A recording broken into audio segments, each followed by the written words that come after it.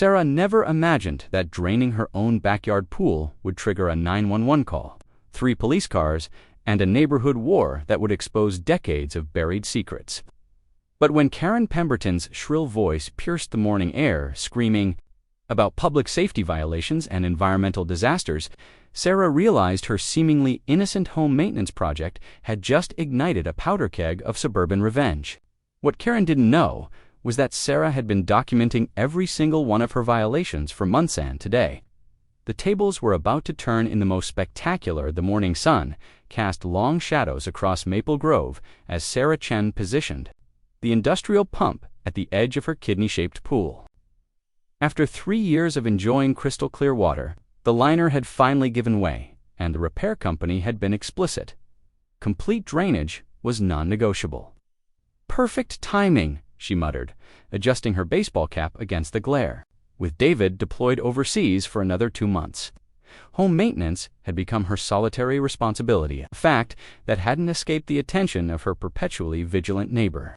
Karen Pemberton's Venetian blinds snapped shut the moment Sarah glanced toward the imposing colonial next door. For 18 months, Karen had made Sarah's life a masterclass in suburban psychological warfare.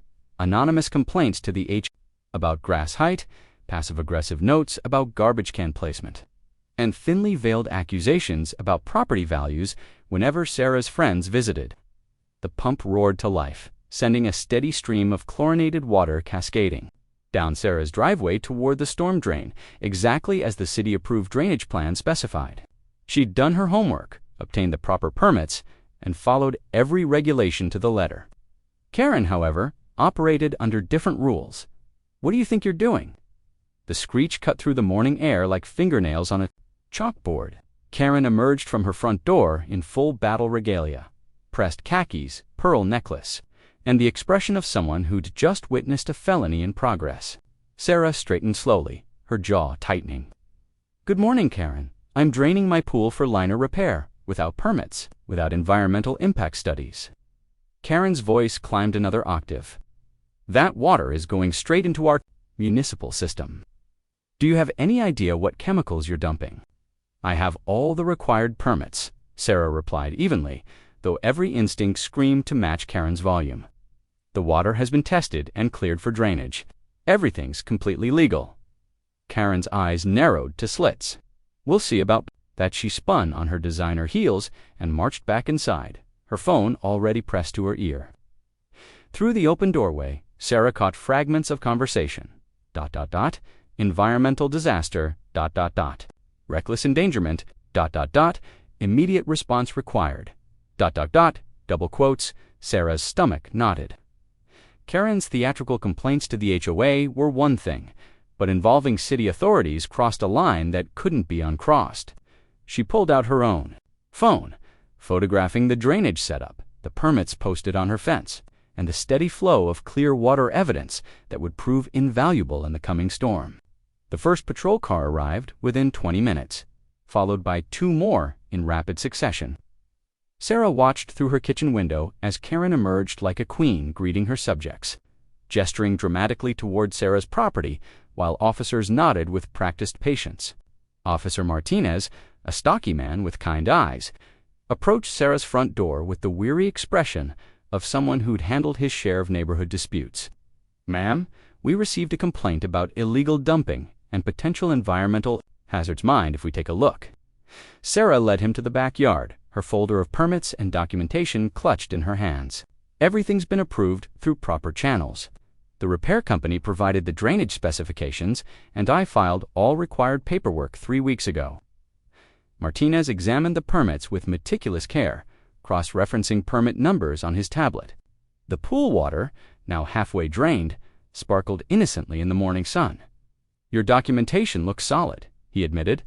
"Water's clear, permits are current, and you're following approved drainage protocols. I don't see any violations here." Karen's voice carried across the yard before Sarah could respond.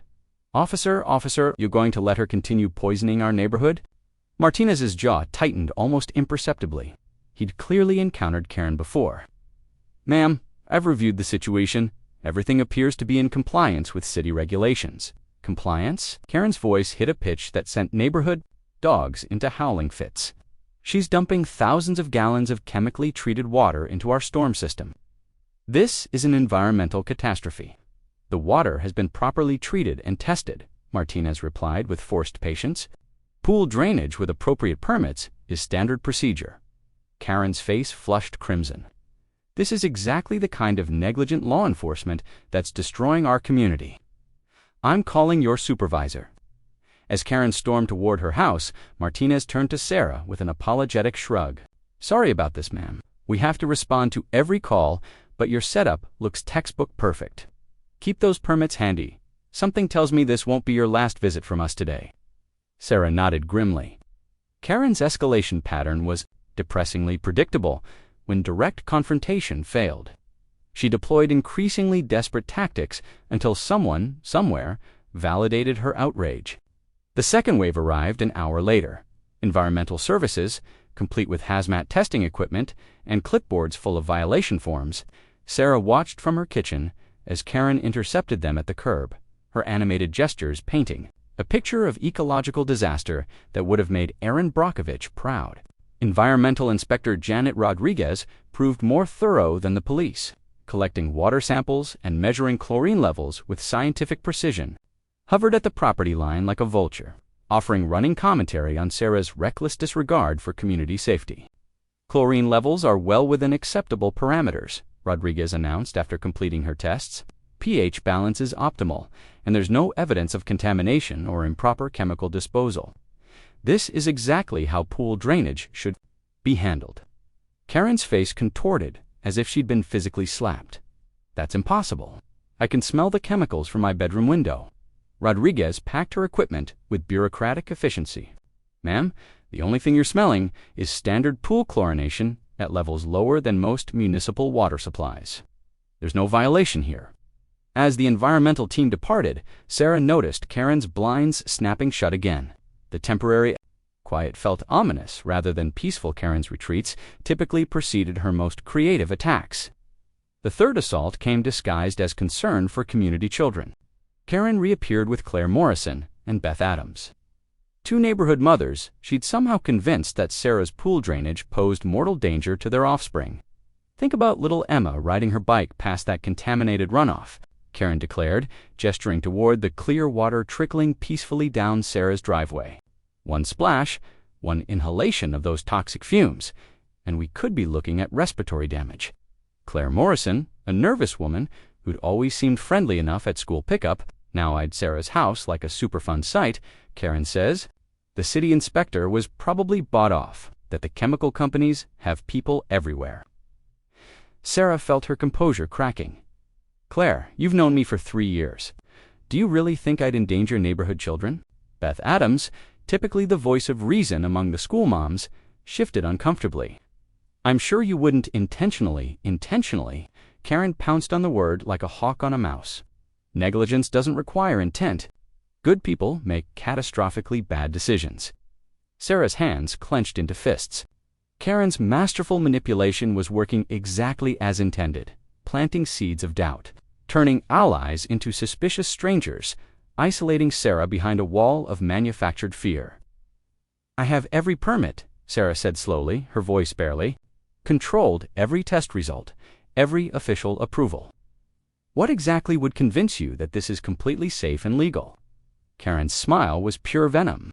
Maybe when my lawyer reviews your so-called permits, we'll know the truth. As the impromptu tribunal dispersed, Sarah realized Karen had successfully weaponized maternal anxiety against her. Claire and Beth would spread Karen's toxic narrative through school pickup lines and neighborhood coffee groups, turning Sarah into the reckless homeowner who'd endangered their children. The final straw came at sunset. Sarah's pool was nearly empty, just a few inches of water remaining when she heard the familiar sound of Karen's voice. This time, accompanied by a television news crew, through her front window, Sarah watched in horrified fascination as Karen delivered an impassioned interview to Channel 7's environmental reporter. The camera panned across Sarah's property while Karen painted a picture of bureaucratic failure, an environmental cover-up that would have impressed Alex Jones. This is exactly how toxic disasters begin, Karen declared, her voice thick with manufactured emotion. One careless homeowner, one rubber stamp approval process, and suddenly, our children are breathing poison. Sarah's phone buzz. Sarah's alarm buzzed at 5:47 a.m., but she'd been awake for hours, her laptop screen casting blue light across stacks of printed documents. Channel 7's morning show was scheduled to air Karen's environmental exposé at Lou Dan Schuofen, and Sarah intended to be ready. Her phone had been buzzing since midnight with increasingly frantic messages. David's concerned voice on a crackling overseas connection saw the news alert online. What the hell is happening? Her mother's panicked text from Portland, is it true about the chemicals? Are you safe? Even her boss at the architectural firm had sent a terse email. We need to discuss potential client concerns regarding the news coverage.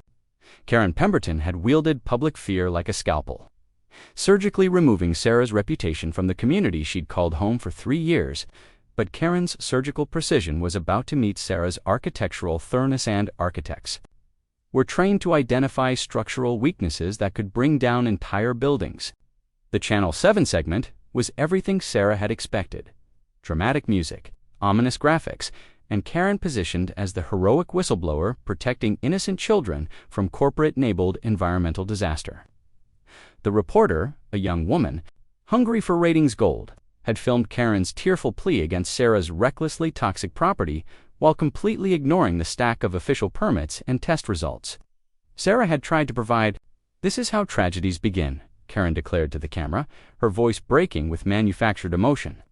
"When bureaucracy fails our children, when profit matters more than public safety, ordinary citizens must stand up and demand accountability." Sarah muted the television and opened her laptop. Time for accountability indeed. The folder labeled Karen Documentation contained 18 months of meticulous evidence gathering.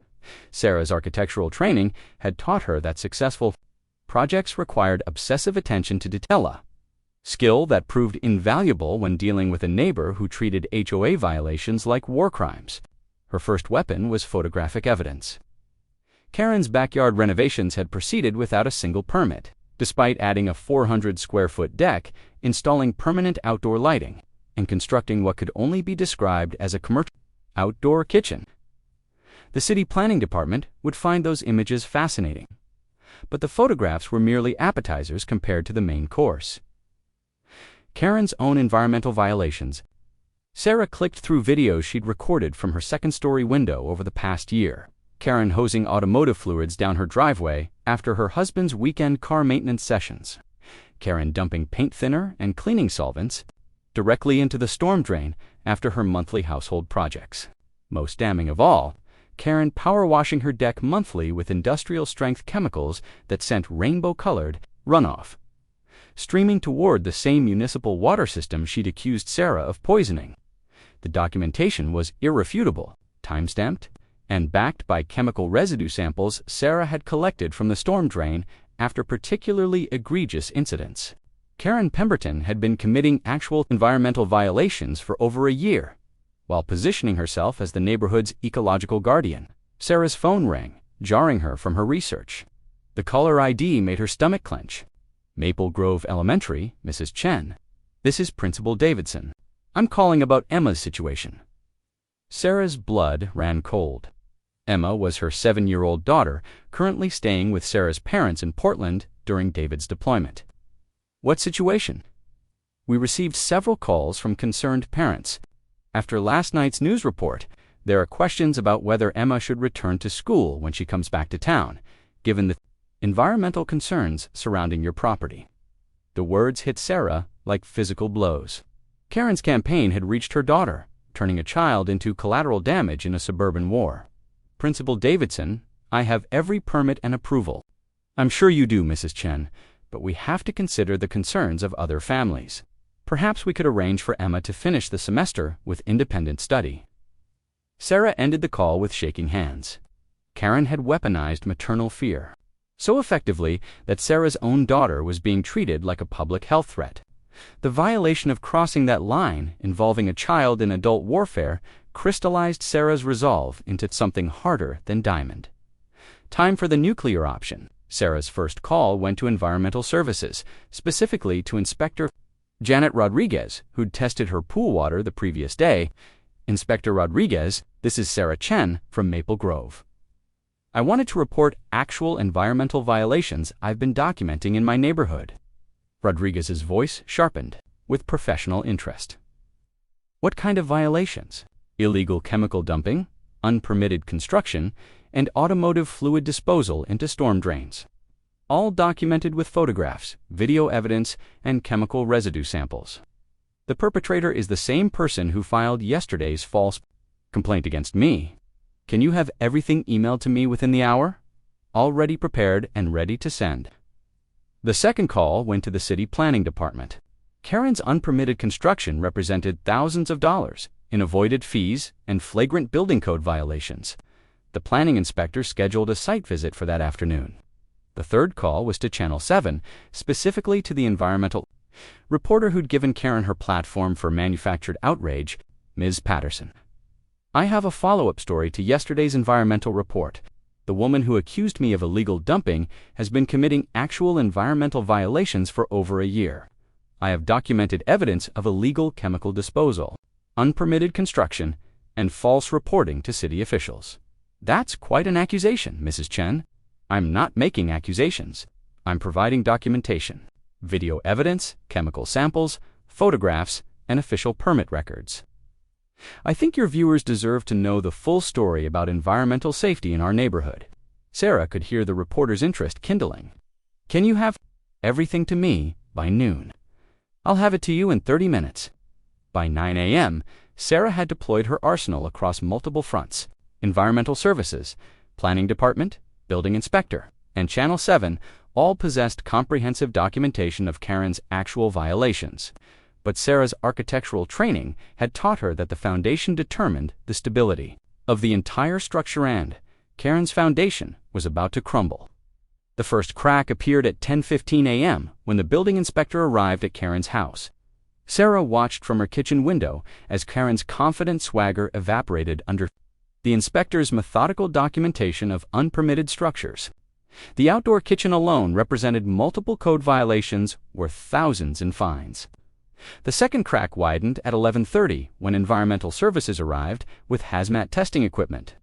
Karen's previous day's performance as environmental protector looked increasingly hollow as inspectors collected chemical residue samples from her storm drain and documented the rainbow sheen of automotive fluids in her backyard runoff. But the foundation collapse began at noon when Channel 7 called Karen for comment on Sarah's evidence package. Sarah couldn't hear Karen's side of the phone conversation, but she could see it through the kitchen window. Karen's face cycled through confusion, shock, and finally panicked rage as the reporter detailed the evidence against her. The phone call ended with Karen hurling her handset across her living room. The afternoon brought a parade of official vehicles to Karen's address: city planning, environmental services, building inspector, and finally code enforcement arrived with citation books and measuring equipment. Karen's backyard became a crime scene of bureaucratic documentation as officials cataloged violation after violation that Sarah had been meticulously recording for 18 months. At 4 p.m., Karen appeared at Sarah's front door. Gone was the previous day's righteous fury, replaced by the desperate panic of someone watching their carefully constructed narrative collapse in real time. Sarah, we need to talk, do we? Yesterday, you called me an environmental terrorist on television.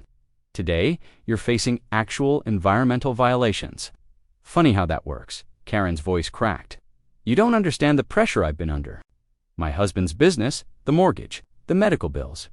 So you decided to make my life hell instead of handling your own problems. I never meant for it to go this far. The news, the school calls I, just wanted you to understand how disruptive your project was. Sarah stepped onto her porch, closing the door behind her. Karen needed to hear this without witnesses or escape routes. You didn't want me to understand anything. You wanted to destroy me because it made you feel powerful during a time when your own life was spinning out of control. You involved my daughter, Karen.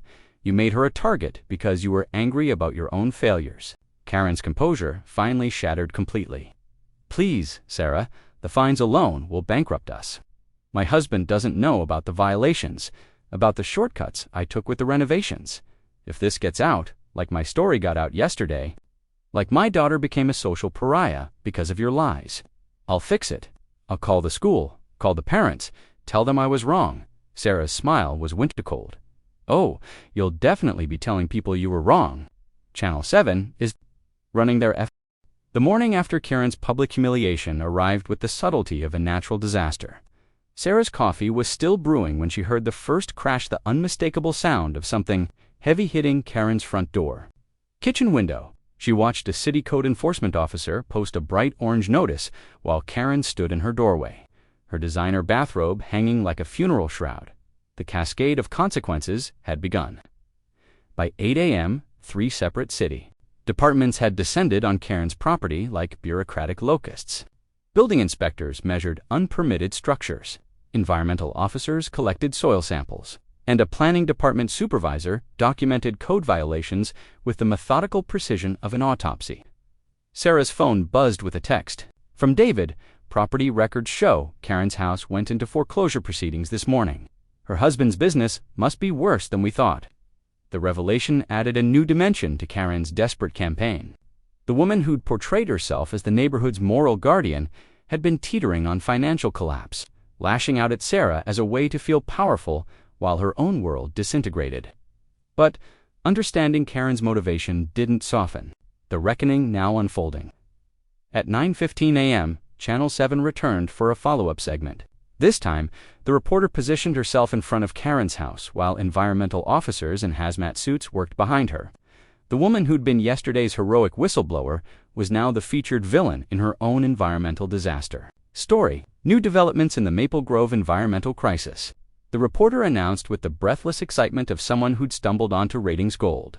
The homeowner who accused her neighbor of illegal chemical dumping is now facing thousands of dollars in fines for her own environmental violations. Karen emerged from her house like a cornered animal, her previously perfect appearance replaced by wild hair and yesterday's clothes. This is harassment, character assassination. That woman has been stalking me for months. The reporter's smile was predatory. Mrs. Pemberton, city inspectors have documented multiple unpermitted structures and illegal chemical dumping on your property. How do you respond to allegations that you filed false reports while committing the same violations you accused your neighbor of? I was protecting this neighborhood. Someone had to stand up for safety and property values. Property values that are now declining due to documented environmental contamination on your own property. Karen's face contorted with rage and desperation. This is all because of her. She pointed directly at Sarah's house. She's been planning this, documenting everything, waiting for the perfect moment to destroy me. The camera panned to follow Karen's gesture, capturing Sarah's modest home with its neatly posted permits and professionally maintained landscaping. The contrast was devastating: order versus chaos, responsibility versus recklessness, truth versus manufactured outrage. Sarah watched the live broadcast from her kitchen, feeling a complex mixture of satisfaction and unease. Karen was clearly unraveling, but cornered animals were often most dangerous when they had nothing left to lose. The unease proved prophetic. At 11 a.m., Sarah's doorbell rang with the urgent persistence of an emergency. She opened it to find Officer Martinez, the same policeman who'd responded to Karen's initial complaint 2 days earlier. His expression was grimmer than before. "Mrs. Chen, we need to discuss some new allegations." Sarah's stomach dropped. "What kind of allegations?" "Mrs. Pemberton has filed a restraining order request. She claims you've been stalking her, documenting her private activities without consent, and engaging in harassment designed to destroy her reputation and financial stability." The accusation hit Sarah like a physical blow. Karen's desperate Hail Mary was to reframe 18 months of defensive documentation as criminal stalking. It was brilliant in its audacity and terrifying in its potential consequences. "Officer Martinez, I documented violations visible from my own property and public areas. Everything I photographed was in plain sight from my yard or the street." Martinez nodded wearily. "That's what I figured. But we have to investigate every complaint. Mrs. Pemberton is claiming you've been using telephoto lenses to photograph inside her home, recording private conversations, and deliberately timing your documentation to cause maximum emotional distress." Sarah's hands trembled as she retrieved her evidence folders. "Every photograph is timestamped and GPS tagged. Every recording was made from public property or my own yard. I have metadata proving nothing was taken from private property or inside her home. Martinez examined the technical documentation with the attention of someone who'd seen enough false accusations to recognize the real thing. Your metadata looks solid, but she's also claiming psychological harassment. Says you've been deliberately timing your activities to coincide with her stress episodes, exploiting her mental health struggles for revenge. The accusation was simultaneously absurd and dangerous. Karen was weaponizing mental health claims to transform her own aggressive behavior into victimization. Painting Sarah as a calculating predator rather than a defensive neighbor. Officer, she called 911 on me for legally draining my pool. She appeared on television calling me an environmental terrorist. She convinced my daughter's school that I was a public safety threat. At what point does defending myself become harassment? Martinez's expression softened slightly. Between you and me, Mrs. Pemberton's credibility took a hit after yesterday's revelations, but the restraining order hearing is scheduled for this afternoon, and you'll need legal representation. As Martinez left, Sarah realized Karen's final gambit was more sophisticated than it appeared. Even if the restraining order was denied, the mere existence of the complaint would create a legal record suggesting Sarah was the aggressor. Future employers, background checks, and neighborhood reputation would all carry the stain of restraining order. Respondent, regardless of the outcome. Karen Pemberton was attempting to burn down Sarah's life from the ashes of her own. Sarah's first call went to the best attorney she could afford on short notice, Rebecca Martinez, a family law specialist who'd handled her divorce from David 3 years earlier. The irony wasn't lost on Sarah that Karen's nuclear option required the same legal expertise Sarah had needed to escape her own toxic marriage. Rebecca, I need emergency representation for a restraining order hearing this afternoon. Sarah, what kind of trouble are you in? Sarah spent 20 minutes explaining the escalating neighbor war, Karen's public accusations, and her own documented counter-evidence. Rebecca listened with the careful attention of someone calculating legal strategies in real time. This is classic Darvo, Rebecca said finally. Deny, attack, reverse, victim, and offender. Your neighbor is trying to reframe her own aggressive behavior as defensive response to your alleged stalking. It's manipulative, but it can be effective if we're not prepared. What do we need? Everything you have. Documentation, timestamps, witness statements, and character references. We need to show a pattern of her escalating aggression versus your defensive responses. Can you get neighbors to testify about her behavior? Sarah thought about Claire Morrison, Beth Adams, and the other neighbors who'd witnessed Karen's year-long campaign of harassment. Many had apologized after learning the truth, but would they be willing to testify against Karen in court?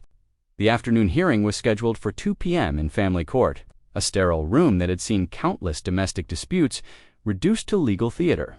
Sarah arrived with Rebecca and a box of meticulously organized evidence, while Karen appeared with a court-appointed advocate and the hollow-eyed desperation of someone making a final stand.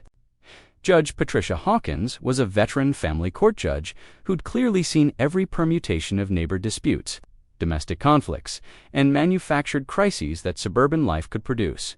Her expression suggested limited patience for theatrical performances. Karen's advocate, a young public defender named Stevens, presented her case with the earnest conviction of someone who genuinely believed his client's narrative. Karen had crafted her story skillfully. The concerned neighbor, driven to desperate measures by a calculating stalker, who'd exploited her mental health struggles and financial vulnerabilities. Your Honor, Mrs. Pemberton is a victim of systematic harassment disguised as documentation. Mrs. Chen has spent over a year photographing my client's private property, timing her surveillance to coincide with emotional distress, and weaponizing city bureaucracy to destroy my client's reputation and financial stability. Karen herself testified with the broken vulnerability of a trauma survivor, describing months of feeling watched, documented, and hunted by a neighbor who'd turned documentation into psychological warfare. She knew exactly when I was struggling, Karen sobbed. When my husband's business was failing, when the medical bills were overwhelming us, when I was barely holding our family together, she watched and waited and documented everything, planning the perfect moment to destroy us. The performance was Oscar-worthy. Karen had transformed her own aggressive campaign into victimization, so complete that even Sarah began questioning her own motivations. Had her documentation crossed the line from defense into calculated revenge? Rebecca's cross-examination cut through Karen's neurotic. The first sign that Karen had crossed into uncharted territory came at 3:17 a.m., when Sarah's security system triggered a perimeter alert. She jolted awake to find her phone buzzing with motion detection notifications from cameras positioned around her property. The infrared footage was grainy but unmistakable. A figure in dark clothing moving systematically around Sarah's house, testing windows, checking doors, and lingering near the electrical meter. The timestamp showed the prowler had been circling her home for nearly 20 minutes. Sarah's hands shook as she dialed 911. Her architectural mind automatically cataloging vulnerabilities she'd never considered before. Ground floor windows without security bars, sliding doors with standard locks. A detached garage with tools that could become weapons. Her home had been designed for comfort and privacy, not defense against a neighbor who'd abandoned all pretense of sanity. 911. What's your emergency? Someone's prowling around my house. I have security footage of them testing my doors and windows. The dispatcher's voice was professionally calm. Are they still on your property? Sarah checked her phone's live feed. The prowler had vanished, leaving only empty darkness and the certainty that her sanctuary was no longer safe. No, they're gone now, but I have video evidence. Officer Martinez arrived within 15 minutes, his expression grim as he reviewed the security footage on Sarah's phone. The figure's face was never visible, but the body language was unmistakably familiar. Karen's distinctive gait and nervous gestures were impossible to mistake. Mrs. Chen, I can't make a positive identification from this footage, but given recent events, I think we know who our prime suspect is. What can you do about it? Martinez's jaw tightened. Without clear identification or evidence of actual criminal activity, very little. Testing doors and windows isn't technically breaking and entering unless there's proof of intent to commit a crime. Sarah stared at the grainy footage of someone circling her home like a predator. So, I'm supposed to wait until she actually breaks in, document everything, upgrade your security system, and consider staying somewhere else until this situation resolves itself. The suggestion hit Sarah like a slap. After 18 months of defending her territory against Karen's psychological warfare, the idea of being driven from her own home felt like surrendering to terrorism. But the alternative, waiting alone in a house that someone had spent 20 minutes casing, felt equally unthinkable. Sarah spent the remainder of the night installing additional security cameras, motion sensors, and door reinforcements. By dawn, her home resembled a fortress, bristling with defensive technology that wouldn't have been necessary if she'd simply chosen a different neighborhood. 3 years ago, the second escalation came 12 hours later, delivered with the bureaucratic efficiency that had become Karen's signature weapon. Sarah discovered it when she arrived home from work to find her driveway blocked by a Child Protective Services van.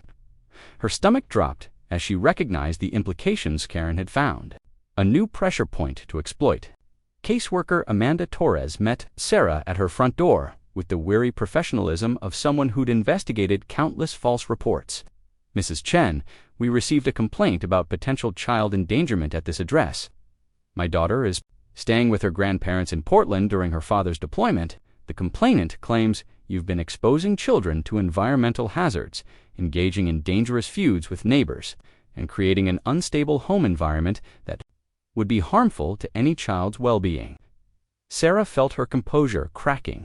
Karen's latest attack was breathtakingly cruel, weaponizing child welfare concerns to create a CPS record that would follow Sarah forever, regardless of the investigation's outcome. Even false reports created permanent documentation that could affect custody arrangements, employment opportunities, and future housing applications. The environmental concerns were investigated and dismissed. The neighbor who filed this complaint is facing her own environmental violations. This is retaliation for legal proceedings that didn't go her way. Torres nodded sympathetically. That's what I figured when I saw the other reports filed against the same complainant, but we have to investigate every allegation. Can I take a look around? Sarah led Torres through her immaculate home, pointing out safety features, proper chemical storage, and the absence of any actual hazards. The house was a model of responsible homeownership, organized, clean, and professionally maintained. "Your home looks fine, Mrs. Chen. Better than most, actually. But I have to ask about the security system installation. 14 cameras and motion sensors suggest either paranoia or legitimate security concerns." Sarah showed Torres the previous night's prowler footage, explaining the escalating harassment campaign that had culminated in someone casing her property at 3 a.m. Torres watched the infrared video with growing concern. "This looks like stalking behavior. Have you filed a police report?" "The police say they can't identify the person or prove criminal intent." Torres closed her tablet with bureaucratic finality. "Mrs. Chen, I'm closing this case as unfounded. Your home is safe, your parenting appears exemplary, and the complaint seems motivated by personal vendetta rather than legitimate child welfare concerns. However, I'm also filing a report with the police about potential harassment using false CPS complaints." As Torres left, Sarah realized Karen's desperation had reached new depths. Filing false CPS reports was a felony in most states, punishable by significant fines and potential jail time. Karen was risking criminal charges to continue her vendetta, suggesting her mental state had deteriorated beyond rational decision-making. The third escalation arrived that evening in the form of a registered letter from Pemberton Legal Services, a hastily assembled letterhead that fooled no one but carried the implicit threat of expensive litigation. The letter was a masterpiece of legal-sounding nonsense, demanding Sarah cease all surveillance activities, remove security cameras that invaded the Pemberton family's privacy, and pay damages for reputation, destruction, and emotional distress. The document threatened a lawsuit for $200,000 if Sarah didn't comply within 72 hours. Rebecca Martinez laughed when Sarah forwarded the legal threat. "This isn't from a real law firm. Karen probably wrote it herself, using online templates. The legal language is completely incorrect, and the demands have no basis in law, so I can ignore it." "You can, but Karen's escalation pattern suggests she's building towards something bigger. False CPS reports, nighttime prowling, fake legal threats, she's testing your responses and looking for weaknesses." The observation chilled Sarah more than the threats themselves. Karen wasn't acting randomly in her desperation. She was methodically probing Sarah's defenses like a general planning an assault. Each escalation provided intelligence about Sarah's vulnerabilities while increasing psychological pressure designed to force mistakes. That night, Sarah's security system triggered again, this time at 2:43 a.m. in her backyard near the empty pool that had started their entire conflict. Sarah watched through her phone as the same dark figure moved purposefully across her property, no longer testing defenses but executing some kind of plan. The prowler disappeared behind her pool house, outside the range of her cameras. Sarah waited in tense silence for them to reappear, but minutes passed with no additional movement. Either the intruder had left through a blind spot, or they were still somewhere on her property. The realization sent ice through Sarah's veins. Someone might be hiding in her backyard right now, waiting for her to investigate, to make herself vulnerable. Sarah called 911 again, but the response was predictably slow. By the time officers arrived to search her property, they found only footprints in the soft soil around her pool, and a disturbing discovery that made Sarah's blood run cold. "Mrs. Chen, you need to see this." Officer Martinez led her to the pool house, where someone had used red spray paint to scrawl a message across the white siding. "You should have minded your own business." The words were jagged and uneven, painted with the manic energy of someone who'd abandoned any pretense of rational behavior. Below the text, someone had drawn a crude but unmistakable symbol, a house with X's for windows, the universal mark of condemned property.